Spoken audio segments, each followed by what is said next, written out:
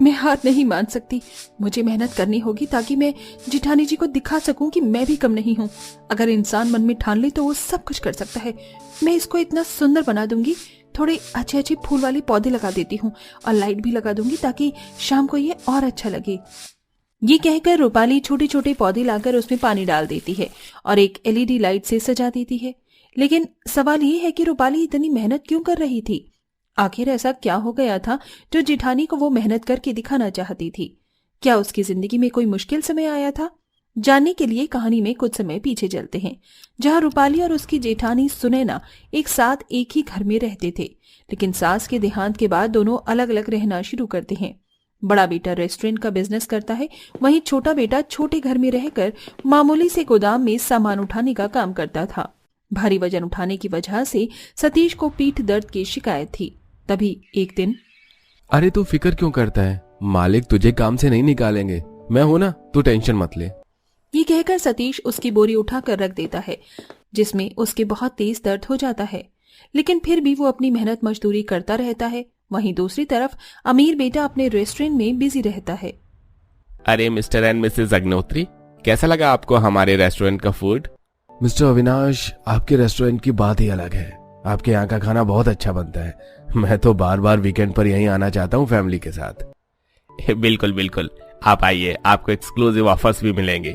अभी next festival हमारा food dishes launch हो रही है। मैंने इटालियन शेफ जो रखे हैं। Oh wow, that's really great news and congratulations. चलते हैं, सी यू अगेन। मिस्टर और श्रीमती अग्निहोत्री के जाने के बाद अविनाश की वाइफ सुनैना कहती है, लगता है हमारा रेस्टोरेंट काफी ऊंचाइयों पर पहुंच गया है।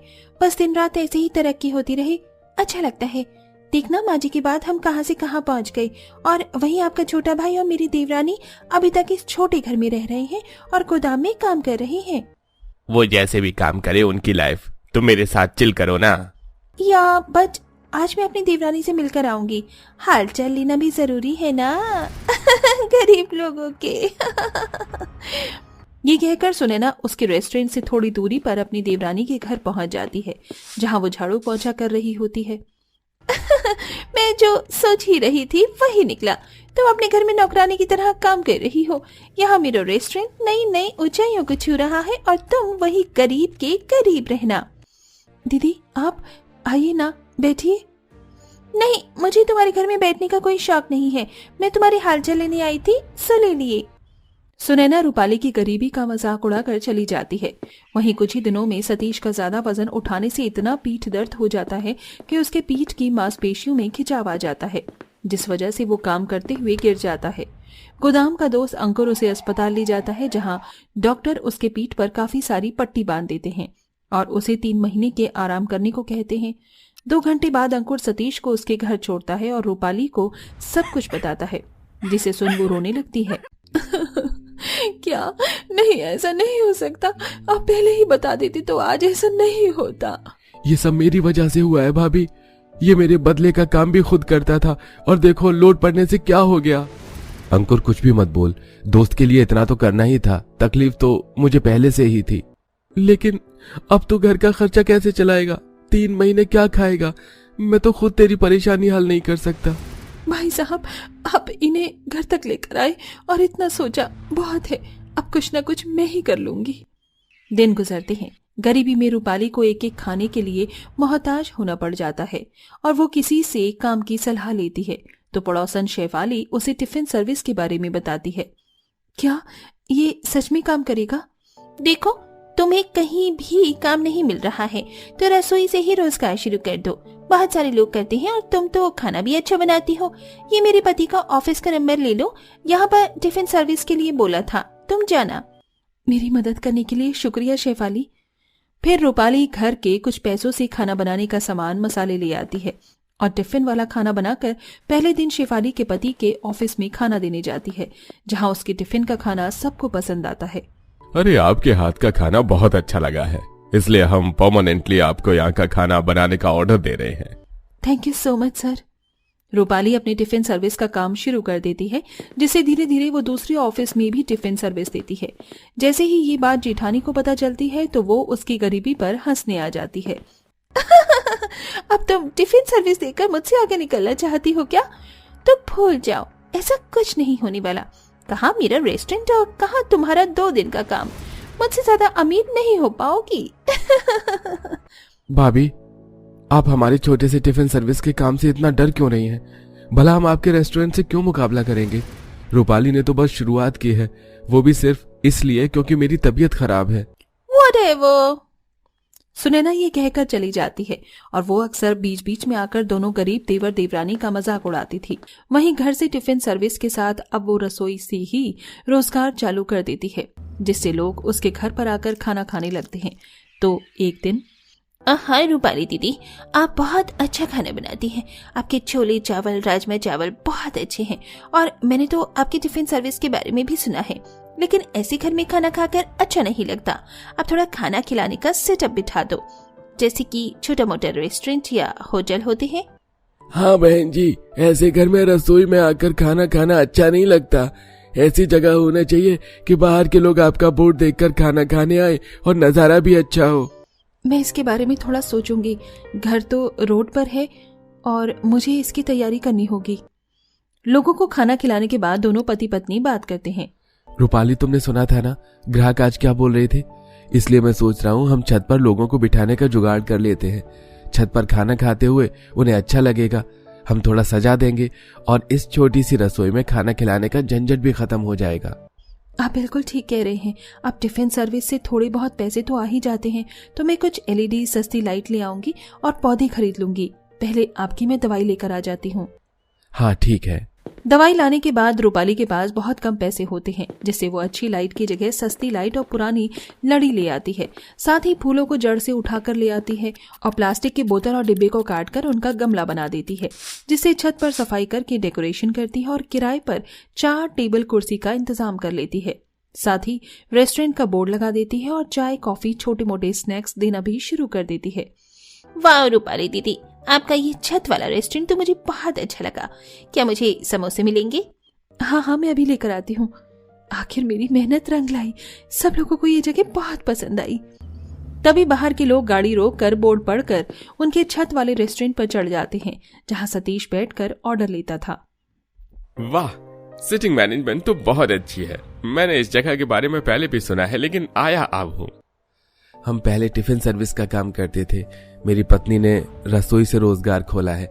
बताइए आप क्या खाना पसंद करेंगे? वेज थाली, स्नैक्स, फास्ट फूड या कोल्ड ड्रिंक्स? स्पेशल खाना मंगवा दीजिए और साथ में कॉफी भी।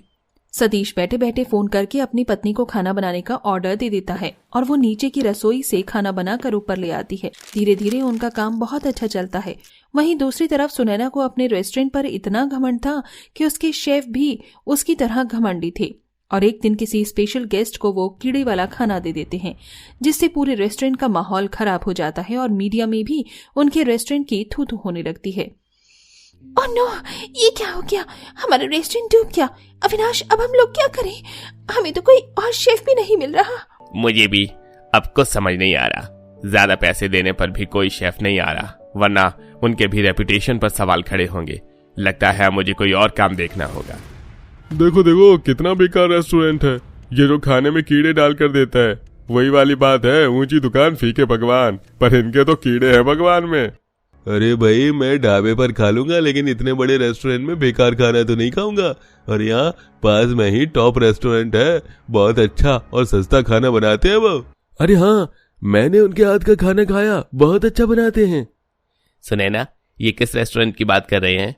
तुम्हारे भाई की बीवी ने घर से ही रसोई का रोजगार चालू किया था और अब टिफिन सर्विस से उसने छोटा सा रेस्टोरेंट खोल दिया है छत पर।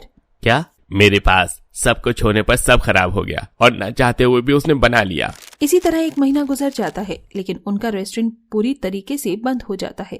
पैसों की दिक्कत होने पर सुनैना अपनी गरीब देवरानी के पास पहुंचती है, जहां वो पैसों के अमीर होने के बाद भी इस छोटे से घर में रहकर गुजारा करते हैं। रूपाली, मैंने तुमसे और देवजी से बहुत कुछ बोला है। मुझे अपनी गलती का पछतावा है। तुम किसी तरह मेरी मदद कर दो, मेरा रेस्टोरेंट खुलवा दो।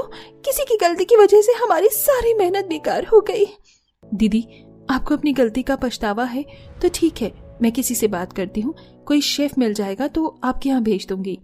तुम्हारा बहुत बहुत शुक्रिया रूपाली। आज अपनी जेठानी को अपने हाथ का कुछ खिलाओगी नहीं? आइए ना। फिर रूपाली अपनी जेठानी को अपने हाथ का बनाया हुआ खाना खिलाती है।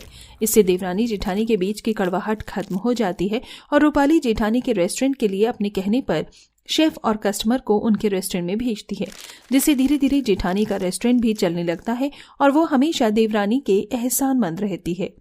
पूरी छत हरी सब्जियों से भरी हुई है। जहाँ मिट्टी से लथपथ छोटी बहू बबीता कुछ गमले में मिट्टी भर रही है। उसके आसपास सब्जियों के कुछ पौधे रखे हैं तो वहीं बड़ी बहू शीला बाल्टी में कपड़े लेकर छत पर आती है और तार पर डालते हुए बोलती है, तुम फिर से इन सब्जियों में लग गई। हर टाइम गंवारों की तरह मिट्टी में हाथ सान कर रखना जरूरी है क्या?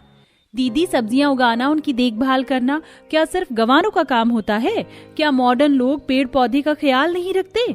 बबीता की बात सुनकर शीला मुंह बनाकर वहां से चली जाती है। बबीता को आए अभी 2 महीने ही हुए थे, पर क्योंकि बबीता सब्जी उगाने में और अपनी गाय का ख्याल रखने में लगी रहती थी, इसीलिए शीला उसे गंवार समझती थी। माँ जी, अपनी इस गंवार बहू को बोलो कि अपनी गायों को शांत करवा कर आए। दीदी, मेरी गाय भूखी है शायद, इसीलिए इतना शोर मचा रही है। मैं बस खाना बनाकर अपनी गाय के पास ही जा रही हूँ। चलो शुक्र है कि आज इस गंवार ने अपनी गाय को नहलाने से पहले खाना बना लिया। वैसे माँ जी, मुझे तो समझ नहीं आता आप लोग इस गंवार के हाथों का खाना कैसे खा लेते हैं?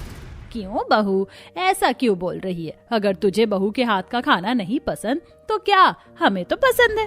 वो वेजिटेरियन है, फिर भी हम नॉन वेजिटेरियन के परिवार में रह रही है और बहू वो सफाई से खाना बनाती है। सफाई से खाना बनाती है। अभी जब वो अपनी गाय का गोबर उठाकर आएगी, दूध निकाल कर आएगी, तब उसकी हालत देखना। पता नहीं आपको ऐसा क्या पसंद आया इस गंवार लड़की में जो आप इसे घर में उठाकर ले आई। शीला अपनी देवरानी को गंवार बोलकर अपने कमरे में चली जाती है। तो वहीं बबीता खाना बनाकर बाहर जाती है, जहां वह अपने हाथों से अपनी गाय को रगड़ रगड़ कर नहलाती है और आसपास की सफाई करती है। कुछ देर बाद में गोबर एक बड़े से टब में उठाकर बाहर फेंकने जाती है और ये सब कुछ छत पर खड़ी होकर शीला देख रही होती है। तो वहीं काजल कॉलेज से आती है और अपनी भाभी के हाथों में गोबर का टोकरा देख उससे कहती है, भाभी, आपको इन गोबर से बदबू नहीं आती है? कैसे कर लेती हो आप इतना सारा काम? बदबू कैसी, और ये गोबर तो बहुत काम आते हैं। ये गोबर काम के हो या ना हो, मुझे उससे क्या, मुझे बहुत भूख लग रही है, मैं चली खाना खाने। अब बबीता गोबर लेकर फेंकने जाती है तो वहीं बबीता की गैर मौजूदगी में रसोई में जाकर शीला अपने लिए नॉनवेज बनाती है। नॉनवेज की खुशबू सूंघकर काजल शीला के पास जाती है। बड़ी भाभी, आप नॉनवेज बना रही हैं, पर खाना तो बन चुका है ना? हाँ, बन चुका है, पर तुम तो जानती हो कि मैं उस गंवार देवरानी के हाथों का खाना नहीं खाती, और वैसे भी बहुत दिन हो गए थे घर में नॉनवेज नहीं बना।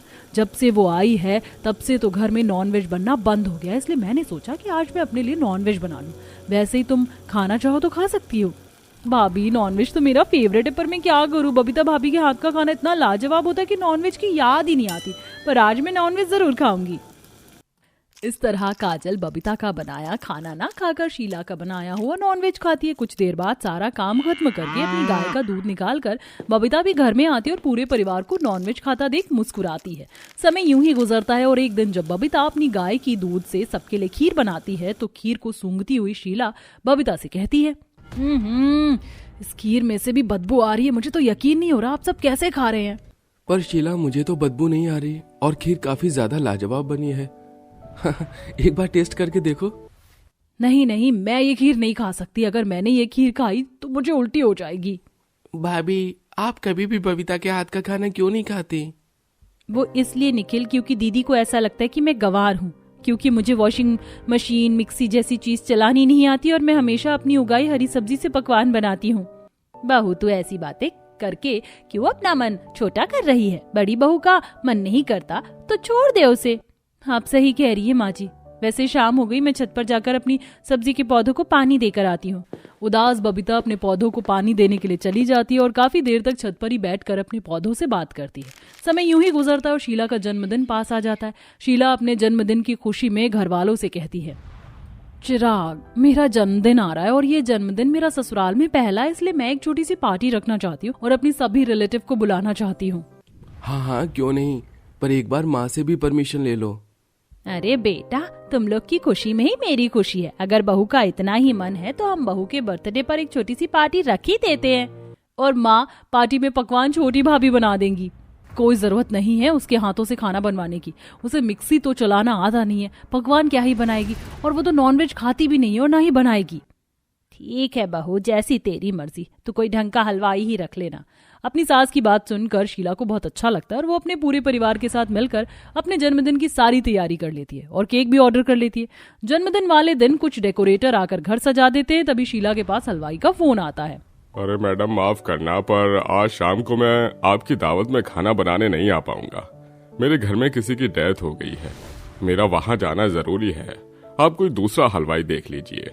भैया आज ही घर में पार्टी है और आप आज मना कर रहे हैं? मैं इतनी अर्जेंट बेसिस में कहाँ से हलवाई देखूं? शीला बोल ही रही होती कि हलवाई वाला फोन रख देता है, जिसके बाद शीला बहुत परेशान होती है और इधर उधर फोन घुमाने लगती है। हेलो अनीता, यार कोई हलवाई है तेरी नजर में? मैंने 2-4 हलवाई वालों से बात करी है पर कोई फ्री नहीं है। अरे यार मेरी नजर में भी कोई हलवाई नहीं है, तो कोई दूसरा इंतजाम कर ले। अनीता से बात करके शीला और कुछ लोगों को फोन करती है, पर उसे वहां से भी निराशा ही हाथ आती है। जिसके बाद शीला की परेशानी देख चिराग उससे कहता है, शीला 12 बज चुके हैं, अब हलवाई मिल पाना मुश्किल है, इसलिए कह रहा हूँ तुम अपनी बर्थडे पार्टी के पकवान अपनी देवरानी से ही बनवा लो, वो बहुत अच्छा खाना बनाती हैं। कुछ नहीं आता उस गवार को, मैं उस गवार से अपने जन्मदिन पर कोई पकवान नहीं बनवाने वाली। बहू तेरे पास समय नहीं है, माना कि छोटी बहू नॉनवेज नहीं खाती और वो सिर्फ वेजिटेरियन खाना बनाती, पर इसका मतलब ये नहीं कि उसे पकवान नहीं आते। तुझे अपने बर्थडे पार्टी में जो पकवान चाहिए वो छोटी बहू को बता दे, वो शाम तक सारा खाना तैयार कर देगी। घर वालों के कहने पर और टाइम देखकर शीला ना चाहते हुए भी अपनी देवरानी के पास जाती है। ये मेरा ससुराल में पहला जन्मदिन है, मेरा केक बस आता ही होगा, बस हलवाई वाले ने सही समय पर धोखा दे दिया। मेरे पास और कोई दूसरा रास्ता नहीं है, इसलिए तुम्हें खाने में 7-8 तरह का पकवान बनाना पड़ेगा। ठीक है दीदी, घर में कोई सामान नहीं है, इसलिए छत पर जो हरी सब्जी उगी हुई है मैं उनसे मिक्स वेज, पालक के पकौड़े, मेथी का पराठा, मटर पनीर, मलाई मटर, दाल मखनी, वेज चाउमीन और पाव भाजी बना देती हूँ। इतना बोलकर बबीता छत पर जाकर अपनी सारी सब्जियां तोड़ ले आती है और अपनी गाय का दूध भी निकाल कर लाती है और अकेली बैठकर रात के 8 बजे तक खाना बनाती है।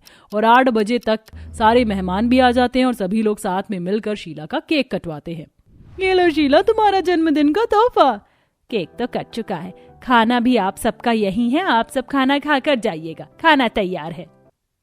घर आए मेहमान अब खाना खाते और खाना खाते ही सभी लोग खाने की तारीफ करने लगते हैं। शीला, तुम्हारा तो हलवाई भाग गया था, फिर तुमने अपने खाने का ऑर्डर किसे दिया? ये सारे पकवान तो लाजवाब बने। हमें नॉनवेज ज्यादा पसंद है, पर ये वेज खाना इतना टेस्टी है कि इसके सामने तो मेरा नॉनवेज खाने का भी दिल नहीं कर रहा।